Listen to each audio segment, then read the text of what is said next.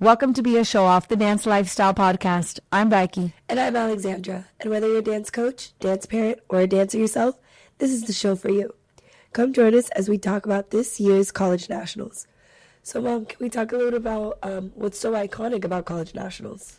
Well, let's start by the fact that we were just there this past weekend. Yes, we are. And both of us came back super sick. We are both... I'm sure you could hear it in my voice. We're both struggling, one because of yelling so much throughout the weekend, so we lose our voice. And then also because, I guess so many people there were. It was really cold, at least for us, it was really cold. And everybody's just sitting on top of each other. Yeah. And it was a little rainy on Sunday, so we got back a little sick, but we're, fighting through it, and we're not podcasting. Thriving. Yeah. So let's talk a little bit about why UDA College Nationals is so iconic. So it really is the most prestigious competition that colleges can compete at this level. It's very different from studio competitions. So if you've been competing throughout the years in studios and then all of a sudden you go to College Nationals to compete, it's very different. Like, you're going to have a completely different experience from what you've had if you've never been a part of a dance team. So you really got to prepare yourself for it. There's a lot of noise that goes on. There's a lot of cheering. There's families there with cowbells and all types of noisemakers. There's so many heads of their kids. Yes. Pom-poms of the colors of the school. Parents and alumni wear the school colors or shirts or they have their child's name on the shirt. So it is a lot of school spirit and unity, I think, amongst dancers and the families supporting the routine that's going on. So I think most colleges do at least 2 routines. So they'll do like a jazz and hip hop, a pom and hip hop, a jazz, a pom. Some of them will do the game day. So there's like different levels of the game day. There's, the spirit game day, which is the cheer and dance. There's just the regular game day. And then there's all the different divisions. And there's game day live. There's game day live. And I think that one of the things that, us going now into this new year with high school and middle school nationals and us being combined with cheerleading, it's following what we've been seeing at College Nationals for years, where the cheerleading is there as well. And it's really cool because you'll see the teams coming up, and there are the cheerleaders running out with all the fans supporting the dancers. And some of them do their game day together. So that's cool also to see how they work together and just promoting that school spirit that, I love. I'm all about. I mean, I'm just at a high school level. And when I'm there, I'm like, oh my God, we're so like puny compared to when you see these colleges and all the kids there and all the support they have. So, and I think that is one of the interesting things and one of the benefits of the involvement of the high school nationals. I mean, obviously there's a lot of things that this change is going to bring to us that we're going to be very uncomfortable with, but one of the great benefits is being able to bring that school spirit and being able to have families from that entire school come and be there, administration from those schools, because I spoke to a few colleges and there was administrators there, and that's so cool. Yeah. So I think it makes all of that possible more when it's both cheer and dance combined. So it makes the event bigger. A lot bigger. And if you're a young dancer and you're looking at college and you go to college dancing competition and you see that school pride and you see, all the people that are supporting, it's so exciting because you're like, I want to be a part of that. Like, you find that connection with that school and you feel like I really want to be part of that school, be part of that school spirit. So I think that's one of the really cool things that make UDA College Nationals iconic. I also like the fact that it's at ESPN. Yes. We have that special fear when you walk into ESPN, and you still have anxiety, even though I was there. College Nationals have nothing to do with the competition, but immediately get bubbles just in my tummy, and I'm just like, oh my God, we're here. I know, and then we're coming back the next day for a regional, and then it's feels excited about our nationals. Yes, so it gets us in the mood. There's nothing like it. So it's really like a small college football nationals going on there, when you see all these families in the school colors and you see all these people walking through there. So cool. And it's just such a unique opportunity for dancers to be a part of. And it's when you start talking to these college coaches and you hear like their preparation for UDA Nationals, like they've been practicing these routines for months, and they're practicing while they're also performing at football games, performing at basketball games, at alumni events, at school events. Like really, for most of them, this is like the last thing on the list of what their priority should be. Priority is the football game, the alumni event, the basketball game, the being there for the school, big sponsored event. Like whatever it is, that's the priority. And then after all that, then the nationals. Which is crazy because like we're not like that. We don't have, maybe you a little bit more than me, but I don't do as many school activities, at least not outside of like school time. And I'm preparing forever, and I feel like I'm never fully prepared. I can't imagine how these college teams get their dancers to be so well prepared before they get on, and they're not allowed to compete beforehand. No, they won't. This is it. Yeah, the most that they do is their showcases. So it's so cool to watch it. Like the first time they're really going to compete this, you get to sit there and watch them. Yeah, and I know that a lot of people like they're on social media and they're commenting on these routines and saying, oh, but I like this, I like that. I'm going to put this out there that as a coach, it's very hurtful to hear people criticizing what you've put so much time into, that you've spent so many months preparing for, and you've got 2 minutes with those kids on that floor to showcase all the hard work that you've done all season. We're not perfect, and it's very easy for somebody to make a mistake. I mean, these dancers, they're dancing at full speed, nonstop, 2 minutes, like just giving it all, doing these really hard turns, these tricks, these crazy things. And yeah, there might be a little stumble, and there might be an imperfection. And people on social media are so quick to point that out and criticize that music this, or that girl didn't hit the turns, or this person stumbled. Or they're so quick to do that, yet they find it very hard to look at all the positives, to be like, these dancers have just done that. They've just done 30 turns nonstop, throwing their arms, dropping to the floor, coming back up, doing an arrow in between, doing a back tuck. Like, it's just these crazy things that happen. And yeah, it's horrible if somebody just stumble, but clearly that's not planned. Well, and at the end of the day, these are young dancers. They're barely adults.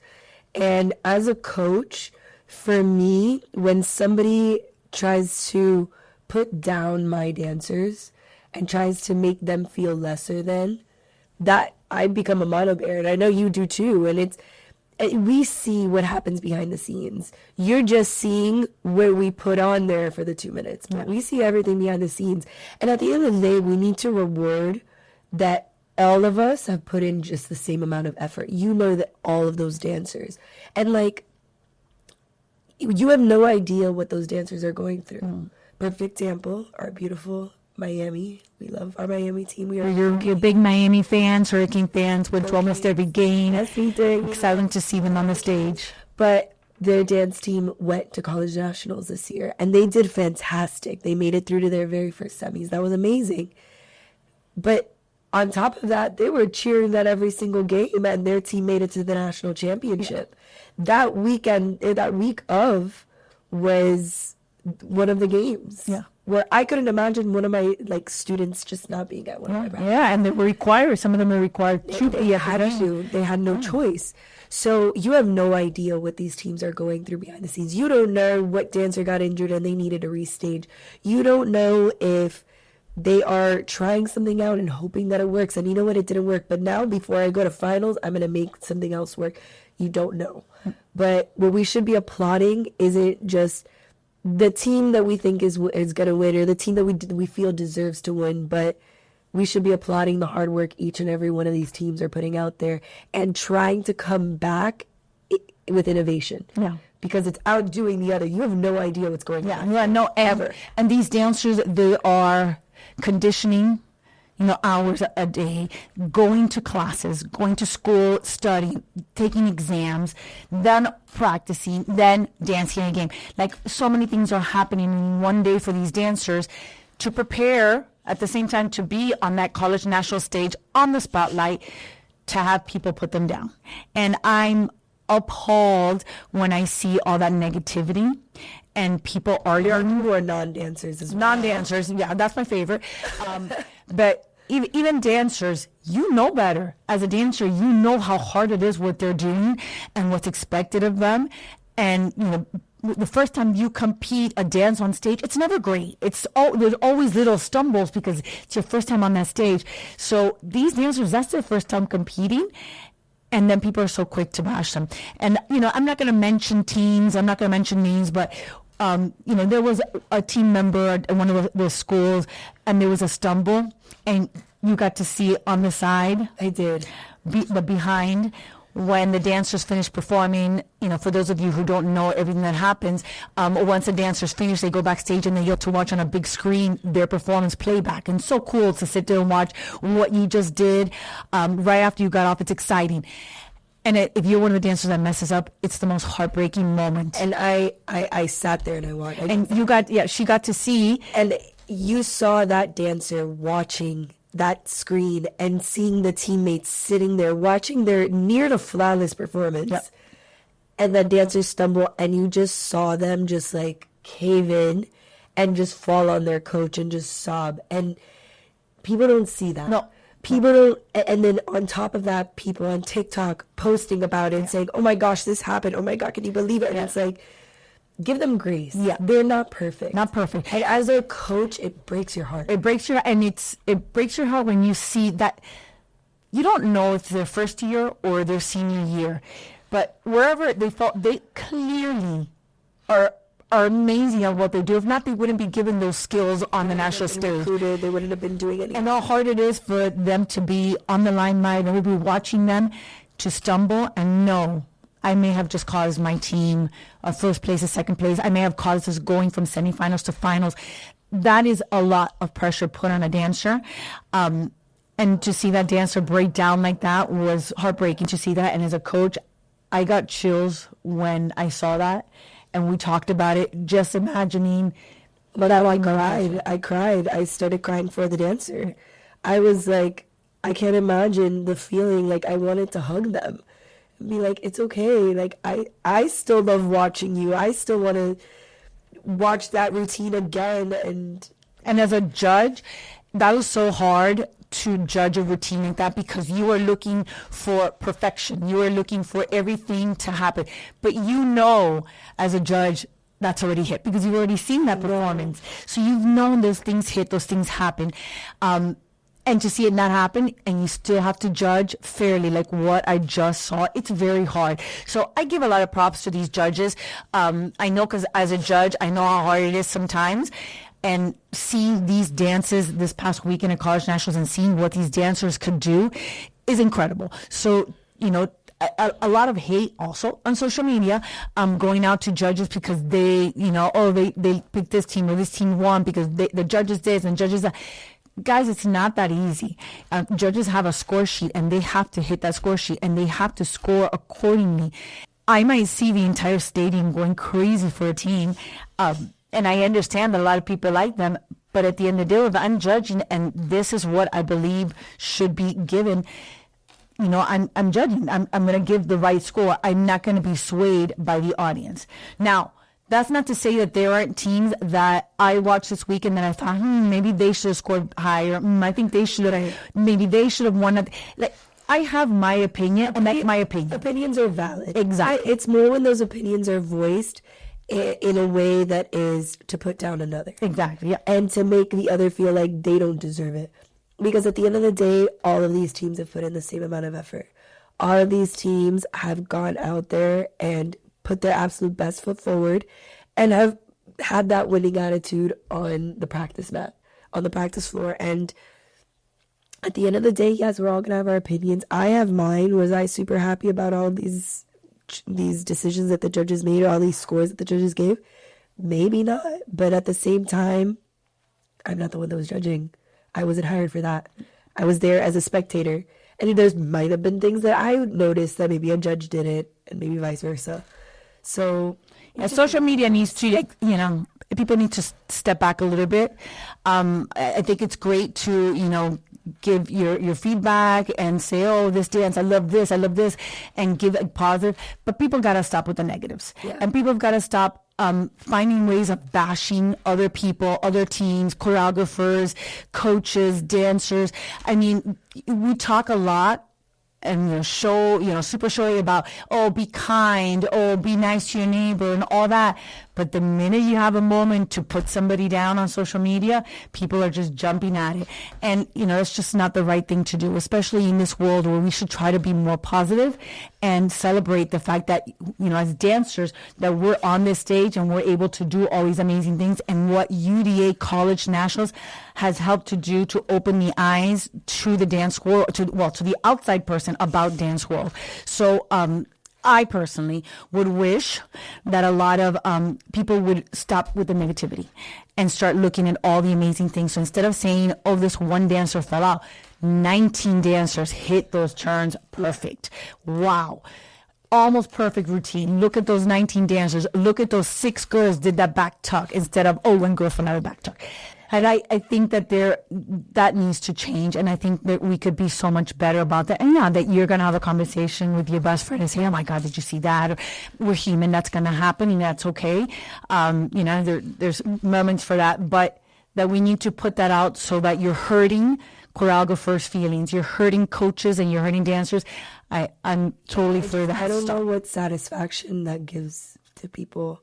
Like, I think that there's also a level to it that's also, is it going to change the results? Why? Like, why are we discussing this? Why are we, they're not going to go back in time. Drop it. Like, you have your opinion, leave it alone. And I think, too, that, coaches aren't perfect. And I think people put a lot of pressures on these coaches, especially the coaches that have been, those top teams. And they expect for them to have perfection. Yeah. And expect that every single time they go out there, the routine is going to hit. There's going to be years that as a coach, you make a decision for a routine that might be risky, but you're willing to take that risk. You're willing to put your team out there in a different way. And maybe that year it does incredible. And it's like, that was the best decision he could have ever made. But then the following year, it's like, maybe it wasn't the right decision. And people put a lot of pressure on the coaches to just always know exactly what to do. Yeah. Give them a second. Yeah. It's okay for them to still be learning, even if they've been there for 20 years. You're still learning. You've been there forever. And you still have things that you're learning about, and you're still taking risks that there's times where you're like, I don't know if this is going to work. Yeah, all the time. Every year, right before Nationals, I'm like, oh no, no. This is not going to happen. But you have to trust yourself as a coach, and you have to trust your dancers and know that you've done everything possible to get to that point, and then get on that stage and just do it. And know that you're going to get backlash at points, and that people are going to come and they're going to find the negatives, and be strong enough to move on from that. You've got to, especially with those teams that are at the top. I mean, I understand. And I'm just a little high school. Like I said before, I'm this little high school, so I'm not a big high school, but nothing. I'm a nothing compared to what these colleges are. Yeah. And to be these college top teams, the pressure of having to every year come back and be better, and come back again and be better. It's a lot. Innovation. And innovation. Constant. And, there are times that, maybe my team is not the team to make the risk with.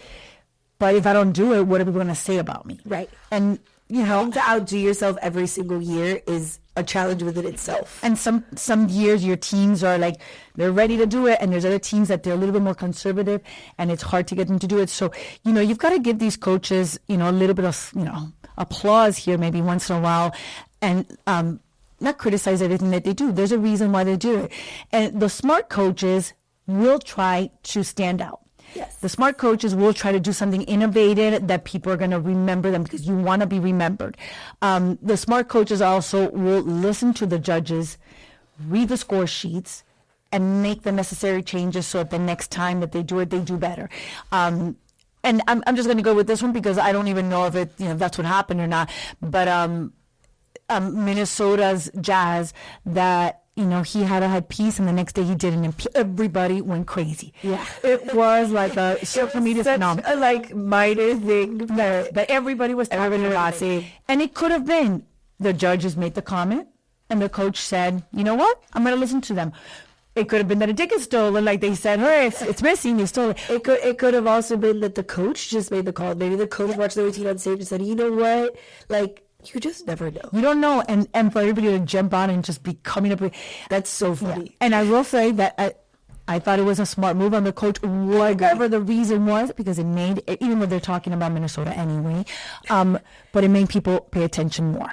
But they need that. But I think you nailed it with saying that the key, I don't think the key is always to win. I think a lot of times the key is to stand out, make an impact. I mean, though they won that year, but like, for example, LSU's like a boy.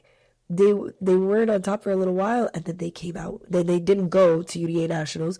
Then they came in with like a boy, and it was iconic. That's still one of my favorite LSU routines. And they went out there and they showed up with something that was a risk, because at the time, all of those hip hops were with tricks and all this crazy stuff. They came out with dancing, pure dancing. It was a huge risk at the time, which now it's a little bit more, we've acceptable. Yeah, a little bit more acceptable. And they won, and they did great. And their goal that year was just to attend UDA Nationals, and to be there and to make their mark. So a lot of these teams, even those top teams that are maybe always teetering on first, second, third, whatever it is, even though it's a little all over the place now, but a lot of those teams are just trying to do what they can to stand out and to be the next trendy thing, and not trendy thing, but like to be the next thing that goes viral and for people to remember. And there were so many memorable routines this year. Oh my gosh. LSU's Jazz, Minnesota's Jazz, Ohio's Watching these teams just step it up, like teams that were like, in the past, like, top 10, but like Washington State, they blew me away. I know. Blew me away. Incredible. I thought that they were amazing both. We went to UDA for the first year. Oh, that was one of my favorite routines. Yep.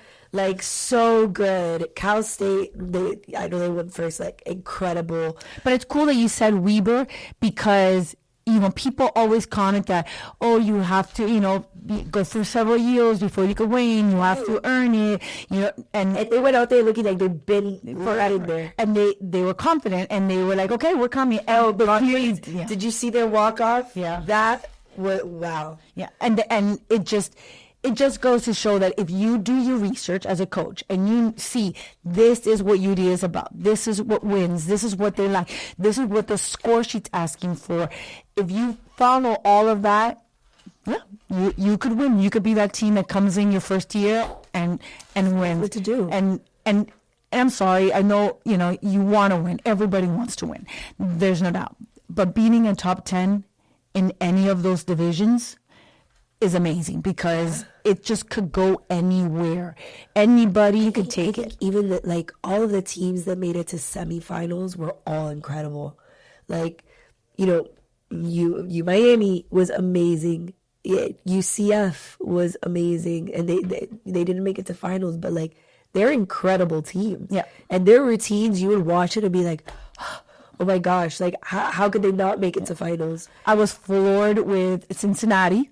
Cincinnati was both amazing. their hip hop and their palm. I mean, it's incredible to be strong in one routine, but to come and be strong in two routines. Yes. I mean, there's several teams that do that, but that's so hard, to be able to come back and do two incredible routines. LSU winning second and second. Oh my gosh. I mean, those are things that happen that people are just saying the negatives and not saying wow, that is incredible to win second place in two divisions at college nationals. And it's so interesting how we see the movement in these divisions year by year. Because a few years ago, LSU was third in Jazz, and for the first time ever making it top 3. Yeah. And then the following year, they didn't make it to finals. But then this year, they came in with second. these teams teeter so bad, man. It's insane. Yeah, and there were several others that people didn't talk about as much, but like I said, Washington State stood out to me. I thought, wow, what a great job she's done with that program, and she's just grown it. And they're going to be another team to watch. Alabama was another one that was. Alabama was great. Penn State loved their dance. I mean, a lot of teams are coming up. We're always going to love Minnesota, and we're always going to love Ohio State. I mean, and we're always going to love UNLV, LSU. There's teams that will always be the ones that you want to see. But it's so cool to see other teams just coming up and saying, here we are, and just exciting the audience. I think with different innovation too, like everybody's doing what they can to stand out in different ways. Like everybody's coming to this competition. Of course they want to make it to finals. Of course everybody wants to be number one, but you could tell everybody's goal is, how are we going to stand out? How are we going to be different? And I will say that because everybody is leveling up, yes, all the dancers' technique is incredible. The tricks that they're coming up with, the turns are just ridiculous. I think music is so important. Yes, music and costume at this point so important that the music and the costume fit well for your team. What your team is doing can't just be like, oh, we're just gonna get this Ram song. There was a couple of songs that I were playing, and I was like, wonder why they chose that song. Like, it's not a great song. It's not a popular song. Why? And I'm sure there's a reason why, but you're questioning why would you pick that song? Like, it's not even like a favorite. It's not even something your team usually does. And I'm sure there's a reason. But I think as a coach, those are decisions that you can't take lightly. You can't just, let's do like this song. Oh, I like this song. Let's just do it. I think at this point, because you need to stand out, because all these teams are so much better, song and costume, so important. Yeah, and I think that like music in general, everybody was trying to push the limits on what they can do. And I noticed this year a lot more people were using original music. Mm-hmm. They weren't doing mixes. And it's funny because I've had this conversation before with somebody that for me, when I see a hip hop dance or a dance that has a mix of a bunch of songs, unless it's like a theme, right? Like, for example, LSU with Kendrick, but like, unless it's a theme, a lot of times I don't remember what they put out there because I can't remember the song. Yeah. So like, and again, unless it's like LSU putting out the Kendrick mix and like whatever, and it was obviously with a theme that was recognizable. I like, if you're just throwing together a bunch of music and then adding a bunch of lasers, I'm not going to remember it. Yeah. But if you go out there with a really like cool song, a memorable song, whether it's well known or not, but like something that's like, oh, I get it. I get why you chose that song. Yeah. Or with a song that's well known, like, I don't know, like, oops, I did it again. Right? And yeah. The costume matches. The costume matches. The theme match. Like, everything matched, and you're going to remember it. Yeah. So, yeah, music is probably, I would say, 60% of what you, like, costume and music is, like, 60% of the yeah, but you remember, because you can't remember the whole routine. I mean, you remember pieces of it, but the music stands out. Like Ohio State's song, what an amazing song. Yes. What a beautiful song. And to touch upon Ohio State really quickly, we were talking with Miranda in one of our previous episodes, and we talked about the importance of ballet. Yes. And how that ballet training and ballet technique, and how you don't want to be doing ballet when you get old and you kind of blah, blah, blah, and how important ballet is, and how amazing that Ohio State's routine showed how important that ballet technique is. Like, so if you're a dancer that wants to be on Ohio State, clearly, if you don't have that ballet training, you're not going to be in your dance. Yeah, and I love that was the decision they made to stand out. Yeah. Because, like, I feel like there was a lot of teams that came in with jazz, which, again, we love the involvement because it went through a phase of, like, contemporary, sad, slow music, which love contemporary, love lyrical, but, like, people are finally coming into the jazz category with jazz. Yeah. But then, how's Ohio State going to stand out? Ballet. Yeah. Wow. Okay. And real ballet. There was that lift of her inner attitude into the air. Oh my God, so beautiful. And just the swan lake. And if you're not a ballet person, or you're not in the real dance world, you just kind of watch this. you still know. Yeah, like Swan Lake. Four swans. All of that. You understand the arms of Swan Lake. Like, you understand all that, and them in the black costume for Black Swan. I thought it was genius. I thought it was such a perfectly put together routine that showcased ballet, but for the UDA stage. Right. And I stand out for me. I loved it. I think that if they did that any year that they would do it, they would have been a standout routine no matter what they were up against, because that was so unique. And the song was just It was amazing. beautiful. What a beautiful song. So, And that song like came out in October, by the way. yes. It's a brand new Rosalia song. Yeah. Like, brand new. So it's incredible that they were able to, first of all, put together that dance so quickly, but then master that beautiful technique. Yeah. Yeah, We're getting on stage. and that's clearly not something that technique didn't start in October. Oh, yeah. That technique is in you for many years, but you just got to showcase it. That's another reason why, as a coach, I'm sure that she went in and said, I have a technically strong team this year.